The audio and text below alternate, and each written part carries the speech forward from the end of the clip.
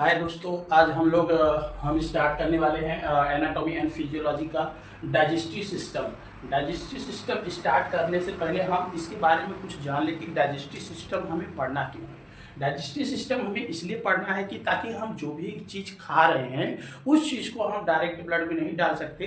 तो इसके लिए हमें जो डाइजेस्टिव सिस्टम होता है, जो भी हम फूड लेते हैं उस फूड को क्या करता है, डाइजेस्ट करके उसके अंदर जो भी न्यूट्रिशन विटामिन जो भी चीज़ होते हैं उसको क्या करना, ब्लड में एब्जॉर्ब कर लेना। और इसी न्यूट्रिशन की वजह से जो हमारे बॉडी का क्या होता है, डेवलपमेंट और ग्रोथ एंड डेवलपमेंट होता है। तो इसीलिए हमको डाइजेस्टिव सिस्टम क्या करना है, पढ़ना होता है। अगर हम देखें तो हमारे डाइजेस्टिव सिस्टम में एक कंडीशंस क्या है कि इसका मेन जो अगर ओवरऑल फंक्शंस देखें तो इसका मेन काम ये होता है कि जो हमारा डाइजेस्टिव सिस्टम होता है, हमको क्या करना है, जैसे हम कोई भी चीज खा रहे हैं, राइट, कोई भी हम फैट कार्बोहाइड्रेट प्रोटीन ले रहे हैं तो उसको क्या करना है, एब्जॉर्ब करना है। तो हम जैसे फूड में ले रहे हैं तो वो हमारा क्या है, कॉम्प्लेक्स है। तो कॉम्प्लेक्स चीज को ये क्या करता है, कॉम्प्लेक्स चीज को सिंपल फॉर्म में या सिंगल फॉर्म में क्या करता है, कन्वर्ट करता है। एब्जॉर्बल फॉर्म में क्या करता है, कन्वर्ट करता है। कौन, हमारा ये डाइजेस्टिव सिस्टम। जब भी अगर हम कार्बोहाइड्रेट खाते हैं, मान लो कार्बोहाइड्रेट खा रहे हैं तो उस कार्बोहाइड्रेट को ये क्या करता है, ग्लूकोज में एब्जॉर्बल फॉर्म में कन्वर्ट कर देता है, ताकि ये ग्लूकोज क्या हो, एब्जॉर्ब होके ब्लड में आ जाए, फिर हम इसका क्या करें, यूज कर सके अपने बॉडी को एनर्जी प्रोवाइड करने के लिए। उसके बाद क्या है, फैट का फैटी एसिड में ये क्या करता है, कन्वर्ट करके स्मॉलेस्ट यूनिट में क्या करता है, तोड़ता है, स्मॉलेस्ट यूनिट में तोड़ता है, ताकि इस फैट को भी क्या कर सके, हम एब्जॉर्ब कर सके। उसके बाद क्या है, प्रोटीन है। ये हमारे जो मेजर एलिमेंट्स होते हैं डाइजेस्टिव सिस्टम, ठीक है, जो हमें डाइजेशन और इसको हम कन्वर्ट कर रहे हैं, जो हमारा डाइजेस्टिव सिस्टम है इसको कन्वर्ट कर देता है क्या, अमाइनो एसिड में। अमाइनो एसिड में जब इसको कन्वर्ट कर देता है तो ये एब्जॉर्ब होकर ब्लड में चला जाता है, और जब ये ब्लड में चला जाता है फिर उसके बाद ये क्या करता है, हेल्प करता है मसल्स और बोन्स सब चीज को क्या करने के लिए, बॉडी को बिल्डअप डेवलपमेंट करने के लिए ये क्या करता है, प्रोटीन हेल्प करता है। हम डाइजेस्टिव सिस्टम पढ़ने से पहले हम उसके पार्ट्स के बारे में जानेंगे कि हमारे डाइजेस्टिव सिस्टम में कौन कौन से पार्ट्स पाए जाते हैं, कौन कौन से पार्ट पाए जाते हैं और कौन कौन से पार्ट क्या होते हैं, और इनका जो अलग अलग हमारे डाइजेस्टिव सिस्टम में पार्ट्स पाए जा रहे हैं उन सभी डाइजेस्टिव सिस्टम का क्या हमारा फंक्शंस होता है, कैसे ये काम करती हैं, किस तरह से ये फूड को डाइजेस्ट करने में रोल अदा करती हैं, इनके बारे में हमको क्या करना है, स्टेप बाय स्टेप जानना है। तो पहले हम ओवरऑल देखेंगे कि हमारे बॉडी जो डाइजेस्टिव सिस्टम में कौन कौन सी ऑर्गन्स शामिल हैं। जैसे अगर हम बात करें स्टार्टिंग से, तो हमारा स्टार्टिंग से क्या हो गया, माउथ हो गया। अगर इसमें देखो, इस पहला पार्ट जो है माउथ हो गया। माउथ किस लिए है, क्योंकि हम कुछ भी अगर फूड है या फूड क्या करते हैं, माउथ द्वारा ही खाएंगे, माउथ द्वारा हम खाते हैं। तो ये पहला पार्ट क्या हो गया, माउथ हो गया। फिर उसके बाद क्या हो गया, फेरिंग्स हो गया। फिर उसके बाद क्या होगा, इसोफेगस हो गया। फिर उसके बाद क्या हो गया, स्टमक हो गया। स्टमक के बाद क्या हो गया, डेवडिनम हो गया। फिर उसके बाद जेजुनम हो गया। फिर उसके बाद इलियम हो गया।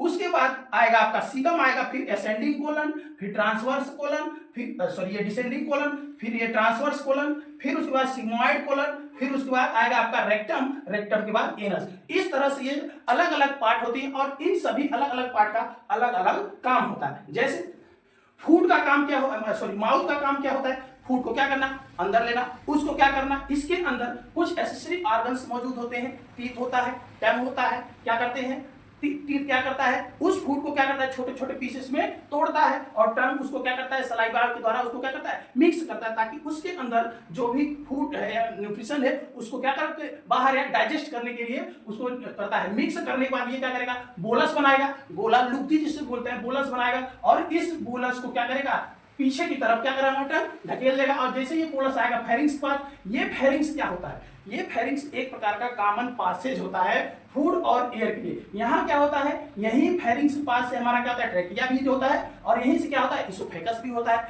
लेकिन अगर हम जब फूड क्या करते हैं, यहाँ पे फूड जब हम लेते हैं तो फूड लेते वक्त इस ट्रेकिया में क्या फूड जाए ना, तो यहाँ पर क्या होता है, जैसे ये ट्रेकिया हो गया, ट्रेकिया के अंदर इस पोर्शन को क्या बोलते हैं, ग्लॉटिस बोलते हैं, ग्लॉटिस। और इसी के ऊपर एक क्या बोलते हैं, एक ढक्कन नुमा स्ट्रक्चर पाया जाता है। इस ढक्कन नुमा स्ट्रक्चर को ही क्या बोलते हैं, एपिग्लॉटिस बोलते हैं। यही एपिग्लॉटिस क्या करता है, प्रिवेंट करता है क्या करने के लिए, फूड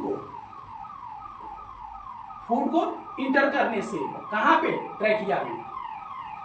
ट्रैकिया में जाने से क्या करता है, रोकता है, ताकि जब भी ये बोलस आए उस समय ये बोलस क्या हो, ट्रैकिया में ना जाए, उससे प्रिवेंट करने के लिए यहाँ पे एपिग्लॉटिस पाया जाता है। और इस तरह से यहाँ पर क्या होता है, एक अपर इसोफेगल स्फिंक्टर भी पाया जाता है जो इसोफेगस के अपर पार्ट पे होता है। फिर यहाँ से बोलस क्या होता है, इसमें आता है इसोफेगस में, इसोफेगस में आने के बाद ये कहाँ जाता है, डायरेक्ट स्टमक के अंदर। अब स्टमक के अंदर जाने के बाद तो स्टमक के अंदर ये फूड जाएगा, तो फूड जैसे स्टमक के अंदर जाएगा तो स्टमक का काम क्या होगा, यहाँ पे HCl का सिक्रीशन करना, गैस्ट्रिक जूसेस का सिक्रीशन करना, ताकि इसके अंदर जो भी कंटेंट है, जैसे यहाँ पे क्या होता है कि देखो जो यहाँ से सलाइवा से मिलके जो आता है उसको तो ये डिस्ट्रॉय कर देता है, लेकिन यहाँ पर गैस्ट्रिक जूसेस मिला के यहाँ पर प्रोटीन का डाइजेशन क्या करती है, स्टार्ट कर देती है। इस तरह से ये कंटेंट यहाँ आता है, छोटे छोटे पीसेस को लुगदी बना के भेजा यहाँ पर स्टमक में भेजा, फिर ये स्टमक क्या करता है, उस लुगदी वाले पार्ट को लिक्विड फॉर्म में क्या करता है, कन्वर्ट करता है, एकदम लिक्विड नुमा स्ट्रक्चर को बना देता है, मतलब उसको छोटे छोटे और पानी की तरह, वाटर की तरह उसको क्या करता है, बना देता है। और यहाँ पे जैसे बना देता है तो हम उसी पार्ट को हम बोलते हैं क्या,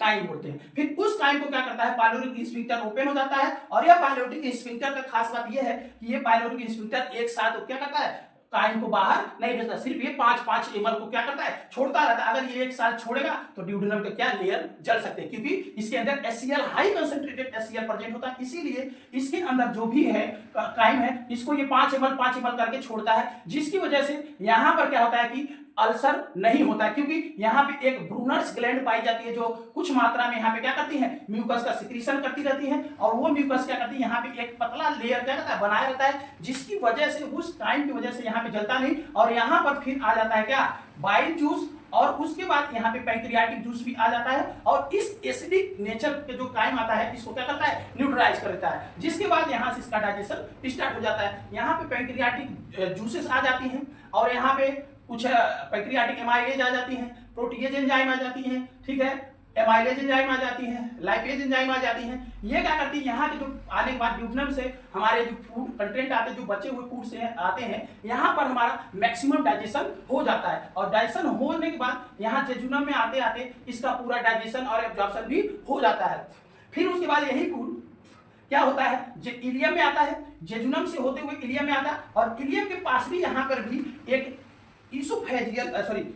इलियोसिकल वाल पाया जाता है। ये भी इलियोसिकल वाल भी एक प्रकार का स्फिंक्टर होता है। ये क्या करता है, इस जेजुनम के अंदर इलियम के अंदर उस फूड को क्या करता है, रोक के रखता है। रोक के इसलिए रखता है, और ये भी क्या करता है, कंट्रोल्ड इम्पटी करता है। एक तरह से ऐसे करें कि ये भी क्या करता है, 5-5 ml को क्या करता है, इधर छोड़ता रहता है। एक साथ क्यों नहीं छोड़ता है, इसलिए ये एक साथ नहीं छोड़ता है। अगर मान लीजिए इस इलियम में क्या हुआ, फूड कंटेंट रुका है, तो अगर ये एक साथ छोड़ दिया तो सारे के सारे फूड इसमें आ जाएंगे, तो इसके अंदर जो भी न्यूट्रिशन है उस न्यूट्रिशन का एब्जॉर्प्शन नहीं होगा। वो देखने को मिलता है डायरिया और कंडीशंस में। अब यहाँ पे क्या है, यहाँ पे ये जो इलियोसिकल वाल होता है, ये फूड को क्या करता है, 5-5 ml छोड़ता है, जिसकी वजह से इस इलियम में उस फूड का एब्जॉर्प्शन के लिए टाइम मिल जाता है। और जैसे टाइम मिलता है, क्योंकि रुका रहता है, 5-5 ml छोड़ेगा तो वो काफी देर तक उसमें रुका रहेगा इलियम में, जेजुनम तक, तब वो क्या करेगा, वहां से मैक्सिमम फूड को क्या करेगा, एब्जॉर्ब कर लेगा। और इस तरह से इसके अंदर जो भी कंटेंट मौजूद है, जो भी इंपॉर्टेंट नेसेसरी इंपॉर्टेंट एलिमेंट या न्यूट्रिएंट्स मौजूद है, उसको क्या करता है, एब्जॉर्ब कर लेता है। अब जब एब्जॉर्ब कर लेता है तो उसको क्या करता है, इलियोसिकल वाल 5-5 ml करके इसमें छोड़ता रहता है। कहां पे, सीकम में ओपन होगा। और यहाँ सीकम में ओपन होने के बाद तब यहाँ पर ये क्या करता है, यहाँ कोलन में आ जाता है, और सीकम क्या है, पार्ट आफ्टर कोलन, यहाँ पे आ जाएगा। फिर यहाँ से ये फूड क्या होगा, डिसेंडिंग कोलन। लेकिन यहाँ पर एक चीज देखने को मिलता है कि जो इसी कोलन के अंदर ई कोलाई नाम का बैक्टीरिया पाया जाता है, वो क्या करता है, इसी जो यहाँ के अंदर अगर फाइबर्स होते हैं, अगर फूड में फाइबर्स मिले हैं, तो उस फाइबर्स को क्या करता है, विटामिन के का क्या करता है, सिंथेसिस कराता है, और वहीं पे क्या करता है, एब्जॉर्प्शन भी करा देता है। इस तरह से ये फूड क्या होता है, यहाँ आते आते यहाँ तक जैसे ही आएगा, ये इस तरह से क्या होगा, यहाँ तक लिक्विड पोर्शन रहता है, और यहाँ तक आते आते सेमी सॉलिड होगा, और यहाँ तक आते आते क्या होगा, फॉर्म्ड एलिमेंट, फॉर्म्ड बन जाएगा। एक तरह से बोलेंगे स्टूल का फॉर्मेशन हो जाता है। और इस तरह से यहाँ पे आके रेक्टम में ये स्टोर हो जाता है, सिग्मॉइड कोलन और रेक्टम में आके स्टोर हो जाता है। जब यहाँ पे क्या होता है, हमें जब रेक्टम में स्टोर होता है, तब इसको क्या करते हैं, हमको एक सिग्नल आएगा तो हमारा इंटरनल ये आईएस इंटरनल एनल स्फिंक्टर ये क्या होता है, ओपन हो जाता है। ये इनवॉलेंट्री होता है, तो इसमें हमारा कोई रोल नहीं होता है। तो यहाँ पे आएगा, जब ये भर जाएगा तो ये स्ट्रेच होगा, तो जिसकी वजह से हमारा क्या होगा, स्टिमुलेट होगा, क्या है, सेक्रम बना, यहाँ पे इसका सेंटर होता है, ये क्या करता है, स्टिमुलेट कर देता है, तब इसकी वजह से ये आईएस क्या होता है, खुल जाता है, इंटरनल एनल स्फिंक्टर ओपन हो जाता है। फिर उसके बाद क्या होता है, हम अपने सुविधा के अनुसार, जैसे हमें इंपल्स मिलेगा, अगर हमें सुविधा नहीं है तो हम कुछ देर तक उसको होल्ड कर सकते हैं, क्योंकि यहाँ पे एक्सटर्नल एनल स्फिंक्टर होता है, ये कंट्रोल होता है हमारे, ठीक है, ये वॉलेंट्री होता है, प्रॉपर इनवॉलेंट्री होता है, इसको हम कंट्रोल करके कुछ देर तक रोक सकते हैं। उसके बाद हम सुविधा के अनुसार जाके इसको क्या करेंगे, अपना जो फीसेस है या स्टूल है उसको क्या करते हैं, पास कर देते हैं। इस तरह से ओवरऑल अगर हम देखें स्मॉल डाइजेस्टिव सिस्टम का ये पार्ट्स होती हैं। अब हम नेक्स्ट क्लास में हम क्या करेंगे, इसके हम हर एक पार्ट को ब्रीफली क्या करेंगे, स्टडी करेंगे और इसके बारे में जानेंगे कि एक पार्ट कैसा होता है, देखने में कैसा होता है, उसके बाद क्या उसकी फंक्शंस होती है, ये सब हम क्या करेंगे, जानेंगे। ये ओवरऑल आपका क्या हो गया, डाइजेस्टिव सिस्टम के ऑर्गन्स। और इसके अंदर अभी हम बात करेंगे क्या कि कौन कौन से प्राइमरी ऑर्गन्स है, कौन कौन से एक्सेसरी ऑर्गन्स है, इसके बारे में हम अभी बात करेंगे। ठीक, अब देखिए हम बात करते हैं डाइजेस्टिव ऑर्गन के बारे में। अब देखिए कौन कौन से डाइजेस्टिव ऑर्गन्स हमें हमारे इंपॉर्टेंट्स हैं। अब इसमें देखो, जैसे ये जो डाइजेस्टिव ऑर्गन्स होते हैं इसको दो कैटेगरी में डिवाइड किया गया है। इसमें दो कैटेगरी में, पहला क्या है, primary digestive organ, primary digestive organ, और दूसरा ये प्राइमरी डाइजेस्टिव ऑर्गन हो गया, और दूसरा क्या है, एक्सेसरी डाइजेस्टिव ऑर्गन। पहला जो होता है प्राइमरी डाइजेस्टिव ऑर्गन, इसके अंदर क्या होता है कि जो फूड होता है, फूड को डाइजेस्ट करने में जो डायरेक्ट क्या करे, रोल करे, किसको डाइजेस्ट करने के लिए, फूड को और एब्जॉर्प्शन करने के लिए। मतलब ऐसे ऑर्गन जो फूड को क्या करे, डायरेक्ट उसमें डाइजेशन एब्जॉर्प्शन में क्या उनका रोल अदा करे। ठीक, जैसे और इसके अंदर क्या है, जैसे पार्ट कौन कौन से ऑर्गन्स आते हैं प्राइमरी डाइजेस्टिव ऑर्गन में, पहला हो गया माउथ। माउथ और माउथ को भी हम क्या ओरल कैविटी या बक्कल कैविटी के नाम से जानते हैं। माउथ क्या है, अब डायरेक्ट हम मुंह में लेंगे तो ये क्या होगा, फूड हम जैसे हम फूड मुंह में लेंगे डायरेक्ट इंजेक्शन करेंगे तो क्या होगा, डायरेक्ट ये इम्बाब हो रहा, ये क्या करेगा, डायरेक्ट इम्बाब होगा। फिर यहाँ से डायरेक्ट दूसरा ऑर्गन होगा क्या, फेरिंग्स, फेरिंग्स होगा। फिर तीसरा होगा ईसोफेगस, जिसको हम फूड पाइप के नाम से भी जानते हैं। उसके बाद क्या होगा, स्टमक होगा, और होगा स्मॉल इंटेस्टाइन और लार्ज इंटेस्टाइन। ये सब क्या होती है, ये डायरेक्ट रोल अदा करती हैं क्या, फूड को डाइजेशन और एब्जॉर्प्शन कराने के लिए। इसीलिए इन सारे ऑर्गन्स को हम प्राइमरी डाइजेस्टिव ऑर्गन कहते हैं। दूसरा क्या है, एक्सेसरी डाइजेस्टिव ऑर्गन। इसके अंदर क्या है कि ऐसे ऑर्गन जो इनडायरेक्टली रोल अदा करे, मतलब इनडायरेक्टली हेल्प करे क्या, फूड को डाइजेशन और एब्जॉर्प्शन करने के लिए। क्या करें, फूड को डाइजेशन एंड एब्जॉर्प्शन करने के लिए वो क्या करें, इनडायरेक्टली रूप से, मतलब कि डायरेक्ट उस डाइजेशन में हेल्प न करें, दूर से करें। एक तरह से जैसे ऑर्गन्स देखें, जैसे टीथ, टीथ क्या है, डायरेक्ट रोल नहीं करता है, लेकिन ये डाइजेशन एब्जॉर्प्शन में हेल्प कैसे करता है, फूड को छोटे छोटे पीसेस में तोड़कर। ठीक, उसके बाद क्या है, टंग, टंग कैसे करता है डाइजेशन हेल्प करने के लिए, उस टूटे हुए पीस को सलाइवा से क्या करता है, मिक्स करता है, क्योंकि टंग जब मिक्स करेगा तो वहां पे क्या होगा, फूड का जो कार्बोहाइड्रेट का होता है डाइजेशन माउथ से ही स्टार्ट हो जाता है। उसके बाद क्या है, सैलिवरी ग्लैंड। सैलिवरी ग्लैंड क्या होता है, डायरेक्ट रोल नहीं करता है, इनडायरेक्टली रोल अदा करता है डाइजेशन एब्जॉर्प्शन में। ये क्या करता है, अपने जूसेस को उसमें छोड़ता है, जो क्या होता है, डाइजेशन स्टार्ट करता है किसका, कार्बोहाइड्रेट का। इस तरह से ये डाइजेशन में हेल्प करता है। उसके बाद लीवर, लीवर कैसे करता है, लीवर अपना क्या करता है, बाइल का सिंथेसिस करता है, तो उस बाइल को क्या करता है, बाइल डक्ट के द्वारा, और उसके बाद इसको जूसेस को क्या करता है, ड्यूडेनम में छोड़ता है, तब ये जाके क्या करता है, फैट को डाइजेस्ट करने में हेल्प करता है। उसके बाद ये क्या होता है, गॉल ब्लैडर, गॉल ब्लैडर में आके बाइल जूस स्टोर होता है, और ये क्या करता है, बाइल को छोड़ता रहता है, और इस तरह से ये भी डाइजेशन में क्या कर रहा है, इनडायरेक्टली रोल अदा कर रहा है। अब उसके बाद क्या है, पैंक्रियाज। पैंक्रियाज क्या है, इसके अंदर जो जूस आती है उसको कंप्लीट जूस बोलते हैं, कंप्लीट डाइजेस्टिव जूस बोलते हैं, इसलिए क्योंकि ये इसके अंदर से प्रोटियोलाइटिक, एमाइलोलाइटिक और लिपोलाइटिक एंजाइम निकलते हैं। ये क्या करता है, इसके अंदर protein digestion enzyme, carbohydrate digestive enzyme और फैट डाइजेस्टिव एंजाइम, तीनों टाइप के ये डाइजेशन जूस को क्या करता है, रिलीज करता है, और इस तरह से फूड का क्या कर देता है, डायरेक्ट डाइजेशन कर देता है। और ये डायरेक्टली नहीं करता है, इनडायरेक्टली रोल अदा करता है क्या, फूड का डाइजेशन करने में। समझ गए। इस तरह से हमारा जो ऑर्गन्स होते हैं वो दो पार्ट में डिवाइड होते हैं, प्राइमरी और एक्सेसरी डाइजेस्टिव ऑर्गन। अगर ये जो एसेसरी मतलब जो इनडायरेक्टली रोल अदा करे फूड को डाइजेशन और एब्जॉर्प्शन कराने में, और एसेसरी जो डायरेक्ट रोल अदा करे क्या, फूड को डाइजेशन एंड एब्जॉर्प्शन कराने में। ठीक है, अब इसके बाद हमारा नेक्स्ट टॉपिक जो होगा, देखिए अब हम बात करते हैं प्राइमरी ऑर्गन जो होता है उसको हम दो नाम से जानते हैं। एक क्या, जीआईटी गैस्ट्रोइंटेस्टाइनल ट्रैक्ट, और एक क्या, एलिमेंट्री कैनाल के नाम से भी हम जानते हैं। यहाँ पर अब हम जो एलिमेंट्री कैनाल या जो जीआईटी है इसके लेंथ के बारे में हम बात करते हैं। जो इसका लेंथ होता है, अगर हम जीवित अंदर मतलब जो जिंदा इंसान है उसके अंदर अगर बात करें, या जो इंसान क्या हो गया है, डेथ कर गया है, उसके अंदर क्या देखने को मिलता है, दोनों में थोड़ा सा वेरिएशन देखने को मिलता है। जो जिंदा इंसान होता है उसके अंदर जो जीआईटी की लेंथ होती है वो होती है कितना, 8 से लेके 9 मीटर या 29 से लेके 30 फीट होता है। ठीक, लेकिन अगर वही डेथ या कैडवर का बात करें, इसके अंदर जब इंसान क्या होता है, डेथ कर जाता है या मर जाता है, उस समय ये क्या होता है, इसकी लेंथ कितनी हो जाती है, 9 से 10 मीटर या 30 से 33 फीट क्या होती है, इसकी लंबाई बढ़ जाती है। ठीक, क्यों बढ़ती है, इसका हम मेन कारण समझते हैं। देखिए ये ब्रेन है, इस ब्रेन का क्या है, फ्रंटल लोब। इस फ्रंटल लोब के अंदर एरिया नंबर 4 जो होता है, ये एरिया नंबर 4 प्रोड्यूस करता है या रिलीज करता है क्या, मसल टोन को।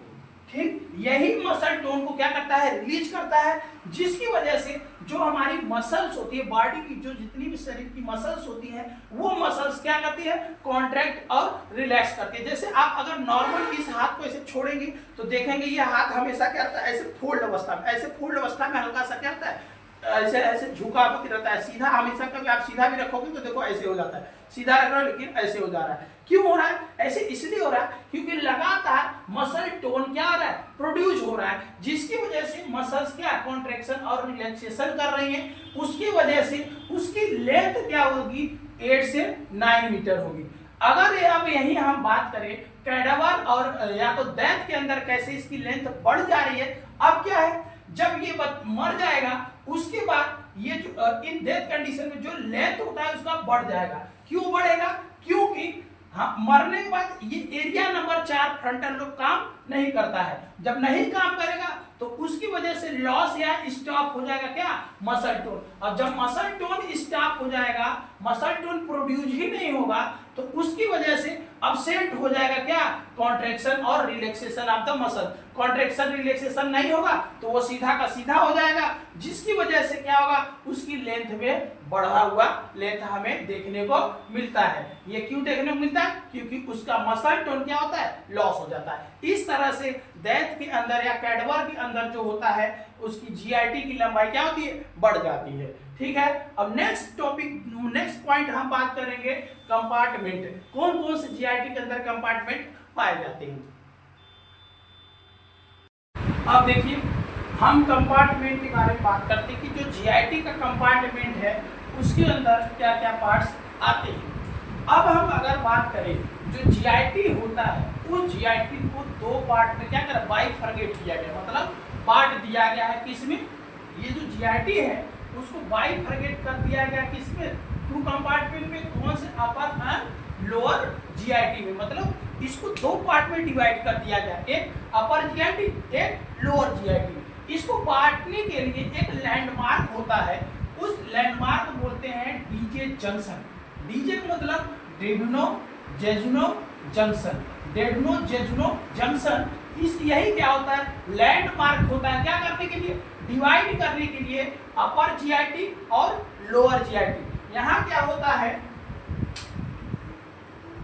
अपर जीआईटी को क्या करता है और लोअर जीआईटी को डिवाइड करने के लिए एक प्रकार का ये लैंडमार्क होता है, जिसका नाम क्या है, डेडनो ड्यूडनो जेजुनो जंक्शन। और इसी डेडनो जेजुनो जंक्शन को हम लिगामेंट ऑफ ट्राइज के नाम से भी जानते हैं। अब हम देखते हैं कि अपर पार्ट में कौन कौन से ऑर्गन्स आ रहे हैं और लोअर पार्ट में कौन कौन से ऑर्गन्स आ रहे हैं। अब ये जो जीआईटी है इसको मैंने 2 पार्ट में डिवाइड किया, तो इस जो डीजे जंक्शन है, इस डीजे जंक्शन के ऊपर वाले पार्ट को हम बोलेंगे क्या, अपर जीआईटी, और इसके लोअर वाले पार्ट को बोलेंगे क्या, हम लोअर जीआईटी। जैसे इसके अंदर कौन कौन से पार्ट्स हो गए, माउथ हो गया, फेरिंग्स हो गया, इसोफेगस हो गया, स्टमक हो गया और ड्यूडेनम हो गया। उसी तरह से अगर हम बात करें कि लोअर जीआईटी में कौन कौन से आएंगे, जेजुनम हो गया, क्योंकि देखो ड्यूडेनम और जेजुनम के बीच में है, इसलिए जेजुनम हो गया,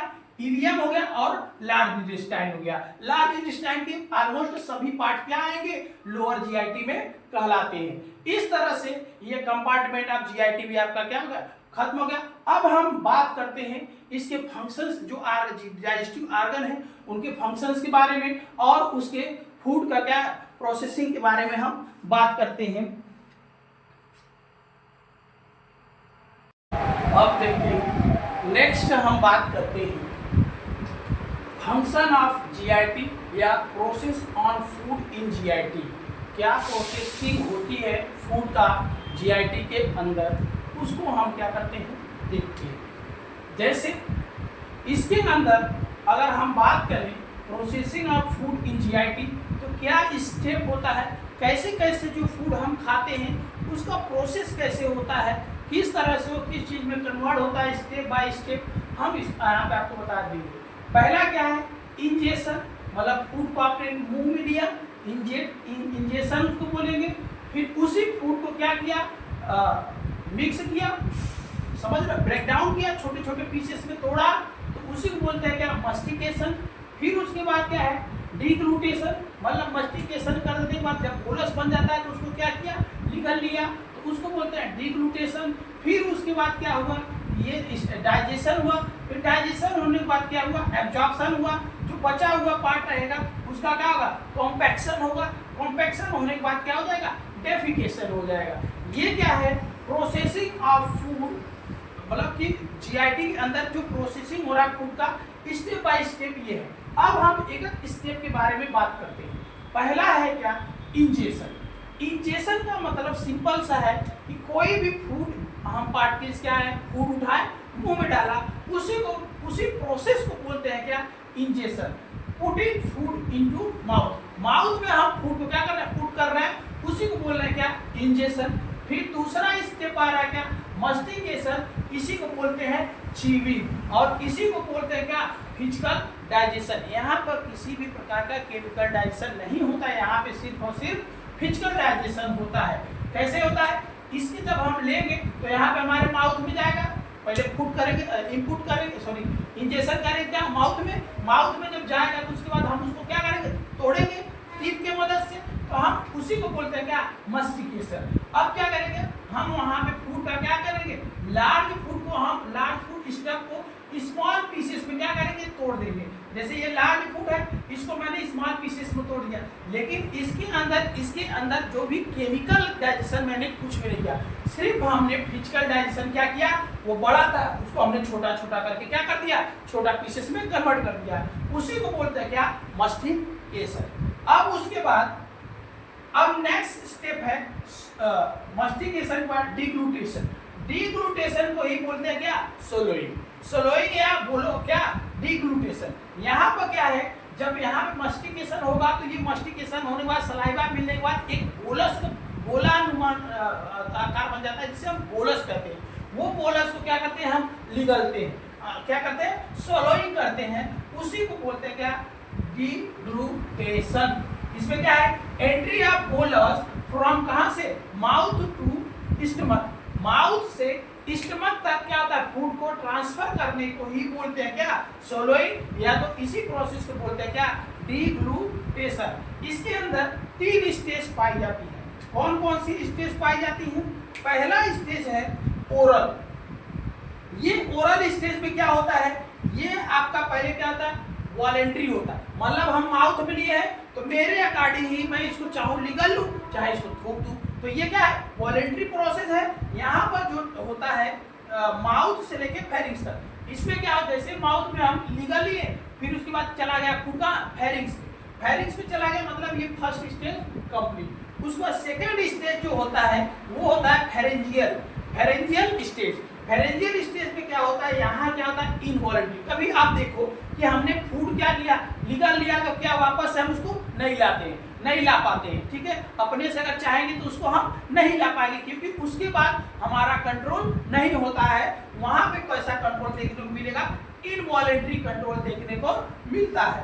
वहां पे कहां से कहां तक ये माना जाएगा, फेरेंजियल स्टेज आपका फेरिंग से लेके ईसोफेगस तक, फेरिंग से ईसोफेगस तक ये फूड अगर आएगा, उस स्टेज को हम मानेंगे क्या, फेरेंजियल स्टेज। लास्ट स्टेज है आपका ईसोफेजियल स्टेज। ईसोफेजियल स्टेज में क्या होता है, जब ईसोफेगस में चला जाता है फूड, इसके बाद हम अपने मन से इसको क्या नहीं निकाल सकते, क्योंकि यहाँ पर कौन सी कंट्रोल होती है, इनवॉलंटरी, जो हमारी इच्छा से नहीं होती है। उसके बाद क्या होगा, यहाँ का जो स्टेप है ईसोफेगस से स्टमक, और इस ईसोफेगस से स्टमक तक के प्रोसेस को हम बोलेंगे ईसोफेजियल स्टेज। इस तरह से फूड क्या चला गया, स्टमक के अंदर चला गया, और स्टमक के जाने के बाद अब नेक्स्ट स्टेप स्टार्ट हो जाएगा क्या, डाइजेशन, ठीक है। अब देखिए, और नेक्स्ट स्टेप के बारे में अगर हम बात करें, नेक्स्ट स्टेप हमारा क्या है, हमारा नेक्स्ट स्टेप है डाइजेशन। हमने पढ़ा इंजेशन, मस्टिकेशन, डिग्लूटेशन, अब पढ़ रहे हैं क्या, डाइजेशन। डाइजेशन क्या है, इसके अंदर दो प्रोसेस डाइजेशन में देखने को मिलता है। एक देखने को मिलता है फिजिकल डाइजेशन, और एक देखने को मिलता है क्या, केमिकल डाइजेशन। फिजिकल डाइजेशन में क्या होता है, इसके अंदर किसी भी प्रकार के केमिकल का डाइजेशन नहीं होता है। इसमें क्या होता है, सिंपल सा जो ब्रेकडाउन ऑफ क्या होता है, लार्ज फूड स्टफ को हम किस में कन्वर्ट करते हैं, स्मॉल फूड में क्या करते हैं, तोड़ देते हैं। जैसे यहाँ पर क्या है, ये लार्ज फूड है, इसको हम क्या कर रहे हैं, छोटे छोटे स्मॉल फूड में चेंज कर रहे हैं, लेकिन इसके अंदर किसी प्रकार का केमिकल का कोई चेंजेस देखने को नहीं मिल रहा है। इस टाइप के डाइजेशन को हम फिजिकल डाइजेशन कहते हैं। इसको हम च्यूइंग भी कह सकते हैं। दूसरा नेक्स्ट है, नेक्स्ट आपका डाइजेशन, इसमें क्या है, केमिकल डाइजेशन। इस केमिकल डाइजेशन में क्या होता है, इसके अंदर हम ब्रेक डाउन करते हैं क्या, कॉम्प्लेक्स न्यूट्रिएंट को, कॉम्प्लेक्स न्यूट्रिएंट को ब्रेक डाउन करके हम स्मॉलेस्ट फॉर्म या एब्जॉर्बेबल फॉर्म में क्या करते हैं, कन्वर्ट करते हैं। जैसे अब हम कोई भी न्यूट्रिशन खाएंगे या उसको हम जब फूड लेंगे, उसके अंदर मौजूद होगा क्या, कार्बोहाइड्रेट, और उसके अंदर मौजूद क्या होगा, फैट मौजूद होगा, और उसके अंदर क्या होगा, प्रोटीन होगा। तो ये क्या है, केमिकल फॉर्म। तो इसके अंदर क्या होगा, हम कार्बोहाइड्रेट को जब क्या करेंगे, केमिकल डाइजेशन इसके अंदर करेंगे, तो इसके अंदर जूसेस क्या, गैस्ट्रिक जूसेस क्या होती हैं, हेल्प करती हैं, इंटेस्टाइनल जूस क्या करती हैं, हेल्प करती हैं, वो क्या करती हैं, इसको किसमें कन्वर्ट कर देती है, ग्लूकोज में। ये ग्लूकोज क्या है, आपका क्या है, smallest form of the carbohydrate का होता है, और ये क्या होता है, इस तरह से ग्लूकोज के फॉर्म में इसको क्या करते हैं, एब्जॉर्ब कर लेता है। दूसरा क्या है, कन्वर्ट हो जाता है किसके रूप में, फैटी एसिड के रूप में, ठीक, स्मॉलेस्ट फॉर्म में फैटी एसिड के कन्वर्ट कर देता है। और ये इसे कन्वर्ट करता है क्या, लाइपेज। लाइपेज एंजाइम क्या करता है, इसी फैट को वापस से फैटी एसिड में क्या करता है, कन्वर्ट करा देता है। और यहाँ पे क्या होता है, प्रोटियोलाइटिक एंजाइम हेल्प करता है, प्रोटीन को कन्वर्ट कर देता है क्या, अमाइनो एसिड में। इस तरह से यहाँ पे केमिकल डाइजेशन हो जाता है, ठीक। यहाँ पे क्या है, यहाँ पे जो न्यूट्रिशन है, जो हमने कॉम्प्लेक्स फॉर्म में न्यूट्रिशन लिया है, उस न्यूट्रिशन को हमको क्या करना है, स्मॉलेस्ट और एब्जॉर्बल फॉर्म में क्या करना है, कन्वर्ट करना है। और ये हेल्प होता है जूसेस एंजाइम के मदद से। इस तरह से यहाँ पे क्या हो गया, केमिकल डाइजेशन कंप्लीट होगा। इस तरह से केमिकल डाइजेशन होता है, क्योंकि ये केमिकल्स का यूज करके हम इसको क्या कर रहे हैं, डाइजेशन में डाइजेशन प्रोसेस कर रहे हैं। इस तरह से केमिकल डाइजेशन हो गया। अब हम बात करते हैं, जब डाइजेशन हो गया तो उसको क्या करते हैं, एब्जॉर्प्शन। एब्जॉर्प्शन कैसे होता है, entry of digested nutrient from the intestinal lumen. जो इंटेस्टाइनल ल्यूमेन होता है, इस इंटेस्टाइनल ल्यूमेन के अंदर क्या होगा, फूड जब क्या होता है, डाइजेस्ट हो जाता है, तो इसको क्या करता है, एब्जॉर्ब करता है।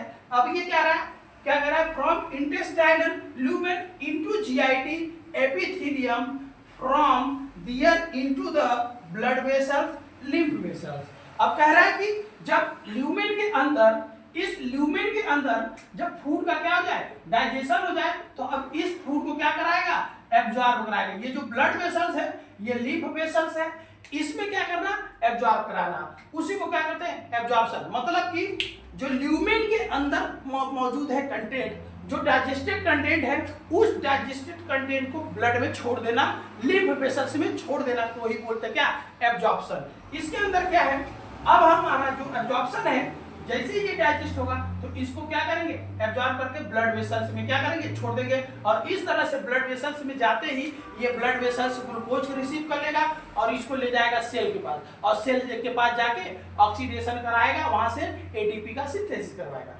उसके बाद क्या है, कुछ ऐसे न्यूट्रिशन है जो डायरेक्ट ब्लड वेसल में एब्जॉर्ब नहीं होते, तो वो कहां पे एब्जॉर्ब होते हैं, लिम्फ वेसल्स में एब्जॉर्ब होते हैं। जैसे यहां देखिए, यहाँ पे क्या है, मोनोसेकेराइड, ये ग्लूकोज का क्या है, स्मॉलेस्ट फॉर्म है, सिंपलेस्ट फॉर्म है। उसके बाद अमीनो एसिड और water soluble vitamin, vitamin C और विटामिन बी, ये क्या है, वाटर सोलुबल।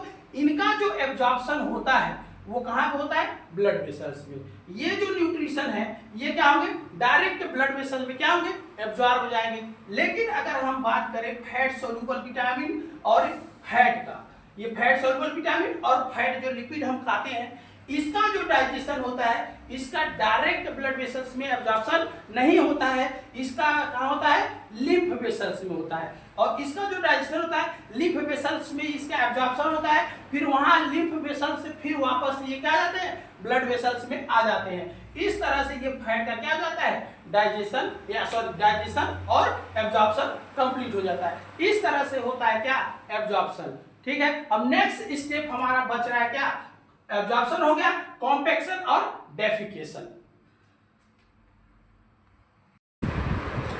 देखो, कुछ ऐसे सब्सटेंस होते हैं जिसको हमें डाइजेशन या एब्जॉर्प्शन के लिए कोई जरूरत नहीं होती। जैसे मोनोसेकेराइड क्या है, अगर हम मोनोसेकेराइड का कोई फॉर्म ले, जैसे ग्लूकोज पी ले, तो उसमें एब्जॉर्प्शन का क्या कोई जरूरत नहीं, डायरेक्ट क्या उसमें डाइजेशन का कोई रोल नहीं होता है। No need of digestion for absorption. Absorption के लिए किसी प्रकार का उसको डाइजेशन नहीं करना है। डाइजेशन का मतलब उसके स्मॉलेस्ट फॉर्म में बदलने की जरूरत नहीं, वो ऑलरेडी स्मॉलेस्ट फॉर्म में है, एब्जॉर्बल फॉर्म में है। जैसे ही उसको हम लेंगे वो तुरंत क्या हो जाएगा, एब्जॉर्ब हो जाएगा। ऐसे कौन कौन से सब्सटेंस है, पहला क्या है, मोनोसेकेराइड, ये क्या है, ग्लूकोज का ही पार्ट है, तो डायरेक्ट अगर हम ग्लूकोज ले रहे हैं तो वो क्या होगा, डायरेक्ट एब्जॉर्ब हो जाएगा, डाइजेशन उसमें नहीं होगा। अमाइनो एसिड ले रहे हैं तो वो भी पच जाएगा, फैटी एसिड ले रहे हैं तो वो भी क्या होगा, एब्जॉर्ब हो जाएगा। मिनरल ले रहे हैं तो मिनरल भी क्या हो जाएगा, एब्जॉर्ब ले रहा है। वाटर पी रहे हैं, पानी पीते ही क्या हो जाता है, एब्जॉर्ब हो जाता है। उसको किसी प्रकार का उसके अंदर ना फिजिकल ना केमिकल डाइजेशन की कोई नीड नहीं होती है। उसके बाद जो विटामिन होते हैं, ये विटामिन भी क्या होते हैं, डायरेक्ट एब्जॉर्ब हो जाते हैं, इसके अंदर भी डाइजेशन की कोई जरूरत नहीं होती है। और लास्ट इंपॉर्टेंट टॉप पार्ट है ये क्या, कोलेस्ट्रॉल।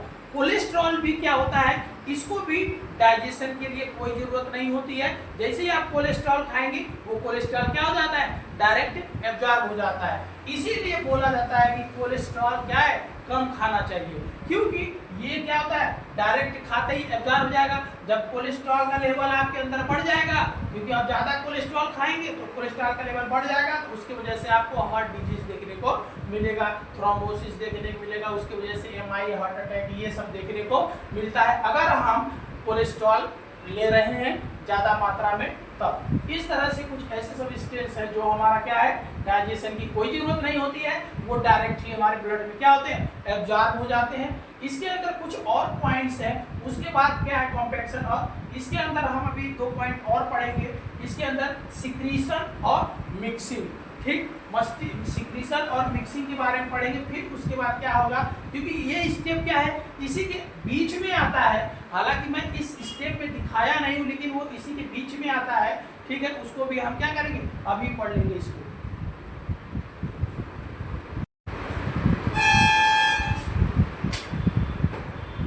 नेक्स्ट देखो, हमारा जो पॉइंट है वो है क्या, सिक्रीशन। सिक्रीशन ये जो पॉइंट है, इसके अंदर क्या आता है, जो हमारे एलिमेंट्री कैनाल है, इसके अंदर डिफरेंट टाइप के जूसेस क्या होते हैं, आते हैं फूड को डाइजेस्ट कराने के लिए, और उसी को हम बोलते हैं क्या, डाइजेस्टिव जूसेस। कौन कौन से डाइजेस्टिव जूसेस होती हैं जो फूड को क्या करती हैं, डाइजेस्ट करती हैं हमारे एलिमेंट्री कैनाल के अंदर। हम पहला देखेंगे क्या, सलाइवा। सलाइवा क्या होती है, ये भी एक प्रकार का डाइजेस्टिव जूस होता है। ये भी हमारे सलाइवरी ग्लैंड से क्या होता है, सीक्रेट होता है, जो कार्बोहाइड्रेट को डाइजेस्ट करने के लिए हेल्प करता है। जो कितना पर डे निकलता है, 1000 से लेके 1500 ml ये पर डे क्या होता है, सिक्रीशन होता रहता है, जिसका पीएच कितना होता है, 6.35 से लेके 6.85 इसका क्या होता है, पीएच होता है। उसके बाद हम नेक्स्ट डाइजेस्टिव जूस के बारे में बात करेंगे, वो हमारा क्या है, गैस्ट्रिक जूस। गैस्ट्रिक जूस को ये हम एपेटाइट जूस के नाम से भी जानते हैं। ये हमारा गैस्ट्रिक जूस जो होता है, ये हमारे गैस्ट्रिक ग्लैंड की द्वारा क्या होती है, सिक्रीट होती रहती है, जो कितना दिन में निकलती हैं, 1500 से 2000 ml ये पर डे क्या करती हैं, सिक्रीट करती हैं। और इसका जो पीएच होता है वो क्या होता है, 1 से लेके 3 इसका एवरेज पीएच होता है। ये मोस्ट एसिडिक पीएच होते हैं, क्योंकि आपका जो गैस्ट्रिक जूस होता है इसके अंदर HCl मौजूद होता है, हाई कंसंट्रेटेड HCl होता है, इसीलिए इसका जो पीएच होता है ये मोस्ट एसिडिक होता है। उसके बाद हमारा क्या है, पैंक्रियाटिक जूस। ये पैंक्रियाटिक जूस क्या करता है, ये कंप्लीट जूस इसको बोलते हैं, और इसलिए कंप्लीट जूस इसको बोलते हैं क्योंकि ये पैंक्रियाटिक जूस में आपको प्रोटीन को डाइजेस्ट करने के लिए, फैट को डाइजेस्ट करने के लिए और कार्बोहाइड्रेट को डाइजेस्ट करने वाले एंजाइम्स मौजूद होते हैं, जो तीनों को क्या करते हैं, डाइजेस्ट करते हैं। इसीलिए इसको कंप्लीट जूस बोलते हैं, जो आपके पैंक्रियाज से क्या होता है, सिक्रीट होता है। और कितने पर डे में सिक्रीट होता है, 500 से 800 ml ये पर डे क्या होता है, सिक्रीट होता रहता है। और जिसका पीएच कितना है, 8 से 9 पीएच है, और मोस्ट एल्कलाइन होता है, मोस्ट बेसिक होता है, क्योंकि यही एल्कलाइन जब ड्यूडेनम में आता है तो ड्यूडेनम में जो काइम एसिडिक आता है तो उसको न्यूट्रलाइज कर देता है। इस वजह से आपकी इंटेस्टाइनल ल्यूमेन या म्यूकोसाइल लेयर नहीं जलती है। उसके बाद क्या करते हैं, नेक्स्ट जूसेस है क्या, बाइल जूस। बाइल जूस को हम स्यूडो जूस के रूप में जानते हैं, क्योंकि बाइल जूस जो होता है किसी प्रकार का डाइजेशन में नहीं होता है, बस ये इमल्सिफिकेशन क्या कराता है, फैट का इमल्सिफिकेशन कराता है, डाइजेशन नहीं। अब ये क्या है, पर डे कितना सिक्रीट होता है, 800 से 1200 ml पर डे सिक्रीट होता रहता है, और जिसका पीएच कितना होता है, 8 से 9 पीएच होता है। उसके बाद क्या होता है, small intestinal juice. Small intestinal juice को हम सकस इंटेरिकस कहते हैं। स्मॉल इंटेस्टाइन के अंदर जो स्मॉल इंटेस्टाइनल डाइजेस्टिव जूसेस होती हैं, सेल्स होती हैं, वो क्या करती हैं, डाइजेस्टिव जूसेस का सिक्रीशन करती हैं, और ये इन्वॉल्व होती है डाइजेशन एंड एब्जॉर्प्शन या फूड के डाइजेशन में ये जूस क्या करती है, इन्वॉल्व करती है। ऐसे जूस को हम सकस इंटेरिकस के नाम से भी जानते हैं, और ये पर डे निकलता है कितना, 1800 ml पर डे ये क्या करते हैं, अमाउंट निकलता रहता है, सिक्रीशन होता रहता है, जिसका पीएच 8 से 9 पीएच होता है। उसके बाद हम लार्ज इंटेस्टाइनल जूस के बारे में बात करते हैं। ये लार्ज इंटेस्टाइनल जूस भी हमारे फूड के अंदर मौजूद होता है, और ये लार्ज इंटेस्टाइनल जूस हमारा पर डे 400 से लेकर 500 ml क्या होता है, सिक्रीट होता रहता है, जिसका पीएच क्या है, 8 से 9 पीएच होता है। इस तरह से ये डिफरेंट टाइप के डाइजेस्टिव जूस जो आपके एलिमेंट्री कैनाल में क्या होते हैं, सिक्रीट होते रहते हैं, और ये डिफरेंट टाइप के जूस अलग अलग तरीके से क्या करते हैं, रोल अदा करते हैं फूड को क्या करने के लिए, डाइजेशन और उसको एब्जॉर्प्शन कराने में ये क्या करती है, मदद करती है, जिसको हम बोलते हैं डाइजेस्टिव जूसेस। अब हमारा नेक्स्ट पॉइंट है क्या, मिक्सिंग। अब देखो नेक्स्ट पॉइंट है क्या, mixing and propulsion. Mixing and propulsion में क्या होता है, इसके अंदर मिक्सिंग का सिंपल सा मतलब है च्यूइंग करेगा, जब चबाएगा तो उसके अंदर फूड क्या होगा, मिक्स होगा, उसी को बोलते हैं क्या, मिक्सिंग। उसके बाद प्रोपल्सन की मतलब ये है कि जो food forward flow of food in GIT के अंदर जो फूड है उसको आगे भेजना, आगे प्रोसीड कराने को ही बोलते हैं क्या, प्रोपल्सन। उसके बाद नेक्स्ट है रिगर्जिटेशन, या इसी को रिफ्लेक्स के नाम से जानते हैं। रिगर्जिटेशन मतलब कि जो फूड आगे जाना चाहिए वो आगे ना जाके क्या हो, बैक फ्लो, पीछे की तरफ जाए, बैक फ्लो हो, उसी को रिफ्लेक्स या रिगर्जिटेशन कहते हैं। अब 2 स्टेप हमारे बचे थे इसके प्रोसेस के अंदर, जिसका नाम है क्या, कॉम्पैक्शन, और दूसरा है क्या, डेफिकेशन। कॉम्पैक्शन में क्या होता है, इसके अंदर प्रोसेस ऑफ स्टूल फॉर्मेशन, इसके अंदर जो होता है स्टूल का फॉर्मेशन होना क्या होता है, स्टार्ट हो जाता है। उसी प्रोसेस को बोलते हैं क्या, कॉम्पैक्शन। उसके बाद डेफिकेशन, जो स्टूल का फॉर्मेशन जब हो जाता है तो उस स्टूल को क्या करना है, बाहर निकाल देना है, क्योंकि वो स्टूल स्टोर होता है आपके कहाँ पे, रेक्टम में स्टोर होगा। तो उसको क्या, removal of the stool faeces या faecal matter from the rectum into the outer of the body. इस तरह से इसको क्या करना है, जो स्टूल है या फीकल मैटर है या वेस्ट प्रोडक्ट है, इसको क्या करना है, अपने बॉडी से बाहर निकाल देना। इसी को बोलते हैं क्या, डेफिकेशन। इस तरह से आपका जो डाइजेस्टिव प्रोसेस है, ये food process on food in GIT के अंदर जो प्रोसेस चलती रहती है फूड का, वो क्या करता है, यहाँ पर हम स्टेप बाय स्टेप इसको समझ चुके हैं। ये हमारा जो क्लासेस है ये एक तरह से रनिंग क्लासेस है, ताकि इस एग्जाम टाइम इसको आप देख के इजीली जल्दी से जल्दी क्या कर सको, रिवीजन कर सको, और उसके बाद जाके एग्जाम में आप उसको क्या करो, अपने अकॉर्डिंग थ्योरी भी पढ़ लेंगे। अब इसमें क्या है कि मेन स्टेप बाय स्टेप बता दे रहा हूँ, तो इससे आपको पूरा कॉन्सेप्ट क्या हो जाएगा, क्लियर हो जाएगा। इस तरह से आप एग्जाम में इसको क्या करेंगे, लिख देंगे। अब हम जो नेक्स्ट क्लासेस हमारी जो लगेगी उसके अंदर हम पढ़ेंगे लेयर्स। जो जीआईटी के लेयर्स होते हैं उस लेयर्स के ऊपर बात करेंगे, कितने लेयर्स होती हैं, क्या लेयर की फंक्शंस होती हैं, वो सारे फंक्शंस के बारे में हम क्या करेंगे, नेक्स्ट क्लास में पढ़ेंगे। आज के लिए इतना ही, धन्यवाद।